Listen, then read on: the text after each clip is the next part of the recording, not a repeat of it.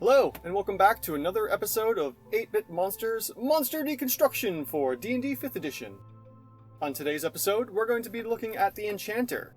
This is a monster found in Volo's Guide to Monsters on page 213, and this particular monster is a CR 5 rated at 1,800 experience for the players. Again, this is a somewhat of a high CR monster, but I would like to look at all of the monsters at one point or another. A CR5 isn't going to be out of the realm of what we are attempting to look at because I like to just deconstruct the monsters. If we look at Xanathar's Guide for Encounter Building, we'll see that this Enchanter could be a solo monster for a party of 6 level 3 players or a party of 5 level 4 players. Now for the TLDW. The DCR for Enchanter is 1/2, the OCR is 9, and the FCR is 5. Which is actually the printed value. If you're curious to see how this particular Enchanter breaks down, continue listening and we'll move on into the next steps. Moving on into the skills and traits, we'll take a note that the CR5 monster has a proficiency bonus of +3, which is higher than what we've been looking at with the +2s from before. Moving on from there, we'll see that our Enchanter has a couple saves, but not nearly as much as the last couple monsters we've looked at. This particular Enchanter has a save in Intelligence of +6, which comes from the proficiency bonus plus +3 from Intelligence, as well as a Wisdom save of +4, +1 from Wisdom and +3 from the proficiency bonus. Because there's only 2 saves, we don't actually get an effective AC bonus to this Enchanter, so there's nothing we have to worry about in that section of the deconstruction. Moving on to some of its other skills, we'll see that the Enchanter has the Arcana skill at +6, which comes from +3 proficiency bonus and +3 intelligence, as well as a +6 in history, which comes from the same areas. Moving down into the traits section, we'll see that the Enchanter has spellcasting, and it's the only thing that we really need to worry about, but it does take the brunt of this deconstruction. On top of that, this Enchanter also has a reaction called Instinctive Charm. Now, it allows the Enchanter to basically charm the attacker into attacking someone else. But because of how it works, and it's kind of a spell reaction, there isn't any listed trait for this Enchanter, so there doesn't seem to be any kind of a bonus, and there's no guarantee that it'll actually work, since it's reliant on its DC of 14 to actually work. Taking that into account, I'm going to suggest that the reaction of Instinctive Charm doesn't actually affect our Enchanter's overall final combat rating whatsoever, and we'll go on from there. Some other things to note about spellcasting, taking a step back. The Enchanter only has 2 offensive spells, the first one being Magic Missile, and the second being Fireball. This is kind of interesting considering that there are no actual cantrips that are offensive. All of the cantrips are either helpful or are a utility-based cantrip. Basically, looking at this Enchanter, it's more of a utility caster than it is an offensive caster, meaning that it's more than likely going to be in a group of other monsters, helping them out, giving them the bonuses from some of the spells. To note, there are some other spells that could affect the FCR of this Enchanter, such as Charm Person or Monster, Stone Skin, or Haste, but if we don't look at those in this instance, it's going to give us the proper printed value of the CR5. Otherwise, this could really retract from some of its abilities and lower the final combat rating, as we'll see later on. Moving on into the DCR, we will jump right into the effective HP of this Enchanter since there's nothing that's going to be affecting its overall hit points. With that, our Enchanter has an effective HP of 40, which comes from its 98 hit dice. This rates us at a DCR of 1/4, but will be modified later on because of the AC. Moving on into the AC, we'll see that the Enchanter has an actual AC of 12, but is modified by Mage Armor, moving it up to 15. Mage Armor should generally be always applied because it works for 8 hours, so more than likely the Enchanter had it casted before the party even encountered this person. When we take a look at the chart and we apply our 40 hit points, we'll see that this nets us into the DCR of 1/4. Looking back at the effective AC of Mage Armor and noting it's 15, we'll see that this is actually expected to have a 13.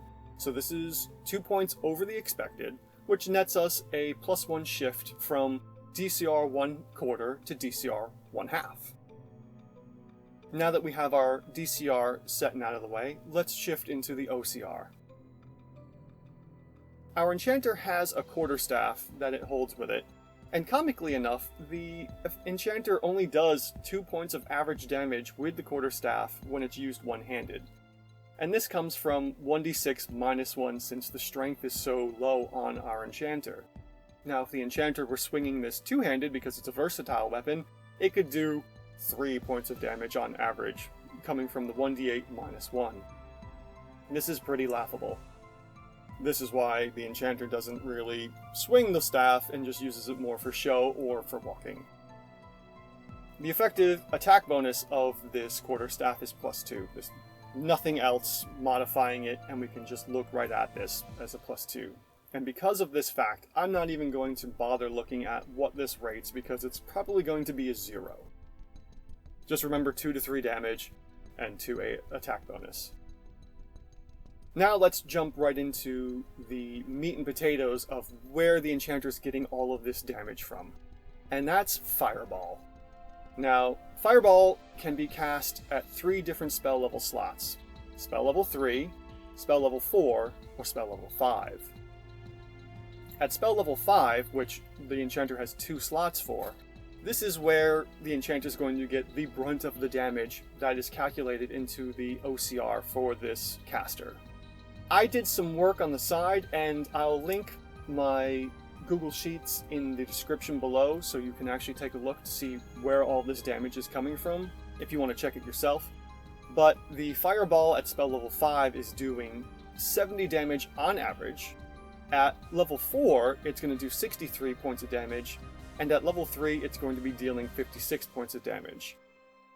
So if we were to take this and average it out for the first 3 rounds of combat, this would net an average damage per round of 67 damage. This puts us into an OCR of 10. And we'll see that in a little bit when we look at the chart.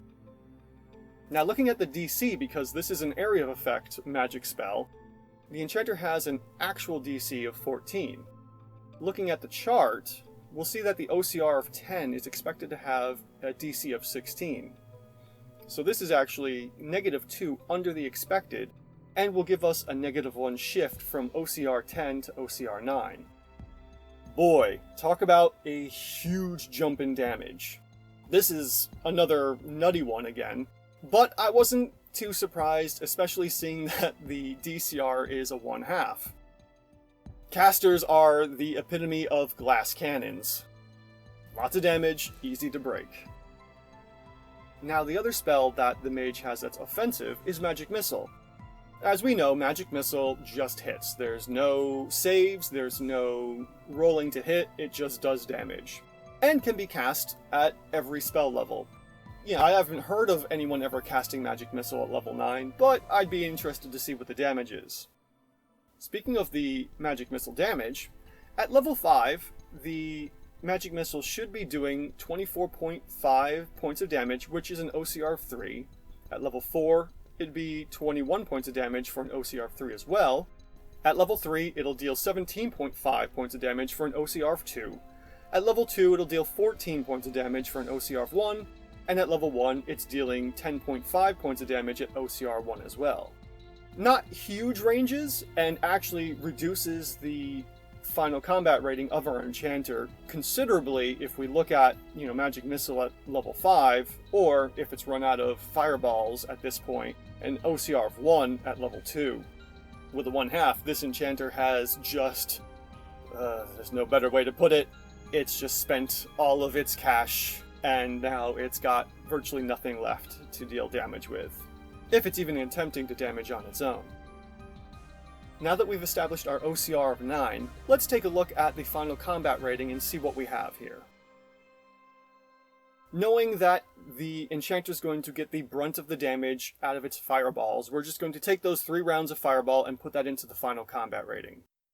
So we start with a DCR of 1/2, plus an OCR of 9, which equals a total of 9.5, and we average that out to get the final combat rating of 4.75, or 4 3/4. Okay, we haven't gotten an even number, and we need to round up or down to the closest combat rating. And actually, now that I remember it, I think that is actually in the rules that Dungeons & Dragons says go up or down to the closest one. So, when we're creating our monster, we actually do need to follow mathematical rules here. And in this case, the final printed value is also a 5. We just round up to a 5, and D&D is following mathematic rules, at least when it comes to creating monsters. So there we go.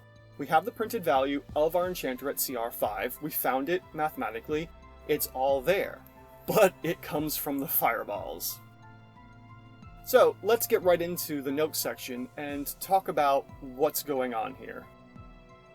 My first note is the fact that it is a CR 5 Enchanter, provided the fireball hits properly every turn, which means it needs to be dealing full damage to at least 2 targets per round. And the fireball is a huge damage-dealing device. I mean, just about every caster uses fireball because of how much damage it deals. So there's a good chance that this Enchanter is going to be getting at least 2 failed rolls from the players and dealing the as above noted damage. Now, this CR can get better or worse depending on how many more players fail or save. You know, if the Enchanter is hitting 3 or 4 players and they all save, well, that really cuts down the damage. But if it is 4 players that saved, technically that's 2 players that failed.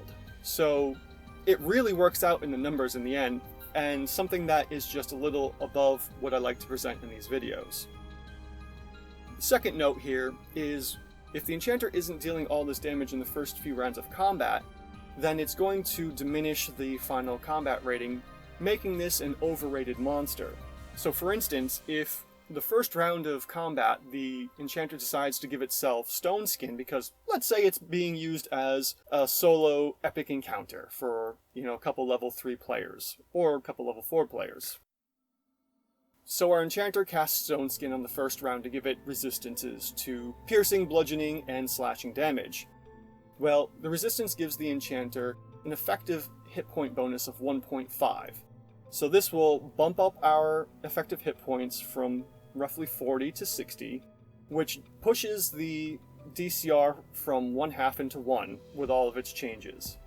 But because of the diminished damage output in the first 3 rounds of combat, this is going to reduce the effective damage per round from the 67 to 46. That works out to be roughly an OCR of 7. So we have a DCR of 1 from the Stone Skin, and we have an OCR of 7 from the first couple rounds of Fireball and the Stone Skin, and that results in a final combat rating of 4. So you can see here how if the Enchanter isn't casting Fireball after Fireball after Fireball, then it's going to start retracting on its final combat rating. Finally, is the Enchanter balanced? Yes, completely balanced. And it's balanced based on the fact that you need to be spamming that Fireball key. Just, set it to 1 and just keep hitting it every turn it's available. Throwback to World of Warcraft, I'm sorry. Thank you for joining me as we deconstructed the Enchanter from D&D 5th edition.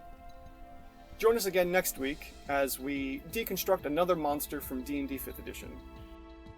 Until next time, when we deconstruct another monster from D&D 5th edition, take care, everyone, and I'll see you next time.